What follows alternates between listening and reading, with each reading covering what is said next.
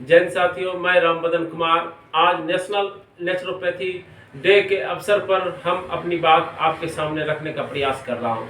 प्रत्येक वर्ष 18 नवंबर को नेचुरोपैथी डे के रूप में मनाया जाता है। आज हम जहाँ तक समझ पा रहे हैं प्राकृतिक चिकित्सा को हम अपनी बात आप तक पहुँचाने का प्रयास कर रहे हैं। आज प्रकृति कहीं ना कहीं खतरे में है, इसलिए हम अपनी बात आप तक पहुँचाने का प्रयास कर रहे हैं। जैसा कि हम देख पा रहे हैं आज के दौर में प्रकृति जो है हर क्षेत्र से उस पर प्रहार हो रहा है। जैसे उदाहरण के तौर पर आप देख लीजिए, हमारा जल, हवा, मिट्टी सब कहीं न कहीं खराब होते हुए नजर आ रहा है। ये किस कारण से हो रहा है, कैसे हो रहा है, इस पर विचार करने का दिन है। जैसे उदाहरण के तौर पर देखा जाए, आज हमारे किसान भाइयों से आग्रह है और निवेदन भी है कि सबसे महत्वपूर्ण है कि किसान जो खेती करते हैं, आज वो हमारे खेत में जो केमिकल पेस्टिसाइड्स का जो प्रभाव होता है उससे कहीं ना कहीं हमारा प्रकृति नष्ट होते हुए नजर आ रहा है। इसका प्रभाव देखने को यह मिल रहा है कि आप देख पा रहे होंगे कि जो हमारे प्राकृतिक नेचुरल पेड़ पौधे उगते थे खेतों में, वह कहीं ना कहीं विलुप्त होते हुए नजर आ रहा है। इसलिए कि इसका कारण क्या है, इस पर आप भी समझिएगा और विचार कीजिएगा कि हमको तो ऐसा अनुभव हो रहा है कि कहीं ना कहीं केमिकल और पेस्टिसाइड्स की वजह से जो हमारे नेचुरल पेड़ पौधे उगते थे वह विलुप्त होते हुए नजर आ रहा है। तो उसके बदले अलग प्रकार के खर पतवार जो खेतों में देखने को मिलता है वो ज्यादा मात्रा में उगते हुए नजर आ रहे हैं।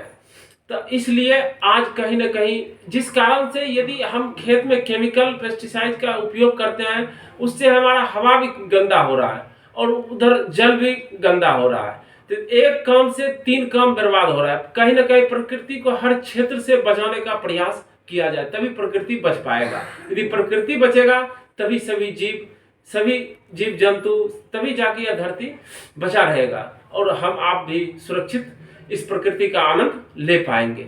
इसलिए बहुत ही महत्वपूर्ण है कि प्रकृति को हर हमेशा बचाने का प्रयास करें हर क्षेत्र से।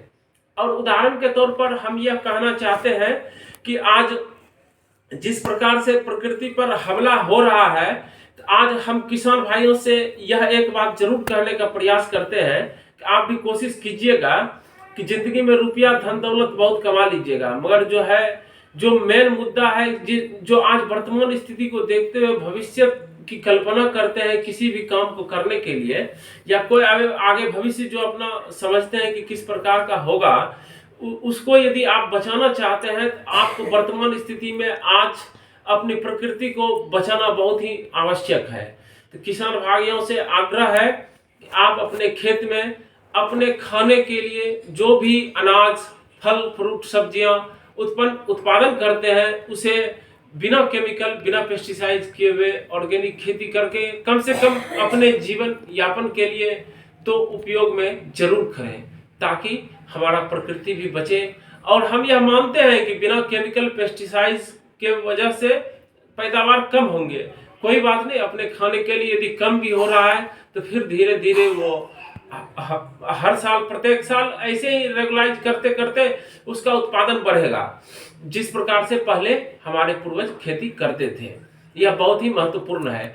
इसी प्रकार से आज के दौर में यदि सबसे ज्यादा अपना प्रकृति नष्ट हो रहा है तो हम यह मानते हैं कि जीव हत्या से भी बहुत बड़ा प्रभाव पड़ता है, क्योंकि जीव हत्या से हमारा हवा प्रदूषित हो रहा है, फिर जल भी प्रदूषित हो रहा है, फिर मिट्टी तो हो ही रहा है। इसलिए कहीं ना कहीं यह एक बहुत ही बड़ा आने वाले पीढ़ी के लिए बहुत ही गंभीर समस्या है। इसलिए प्रकृति को हर हमेशा बचाने का प्रयास करें।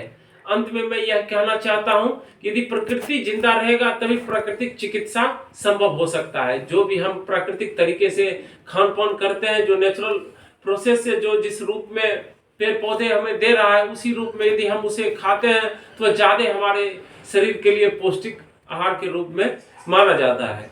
इसलिए आपसे गुजारिश है या निवेदन कहिए कि जब भी कोशिश कीजिए कि प्रकृति को हर क्षेत्र में बचाने का प्रयास कीजिए।